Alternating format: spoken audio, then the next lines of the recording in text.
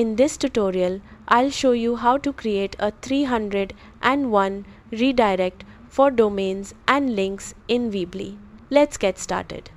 Open your browser and go to weebly.com, then sign in to your Weebly account. Click Website, select Edit Site and open the website where you want to create the redirect. Once you're in the editor, click Settings from the top menu.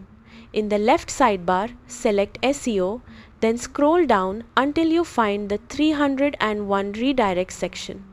Click Add Redirect to create a new redirect. In the old URL field, enter the path of the page you want to redirect.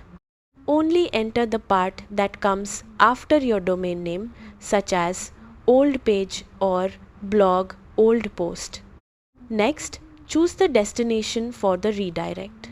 Depending on your Weebly plan, you can either select an existing page on your website or, if supported, enter an external URL as the destination. After entering the source and destination, click Save to create the redirect. If your website isn't already published, click Publish so the changes take effect. To make sure everything is working correctly, visit the old URL in your browser. It should automatically redirect visitors to the new page without displaying a 404 error. That's how to create a 301 redirect for domains and links in Weebly. Thanks for watching.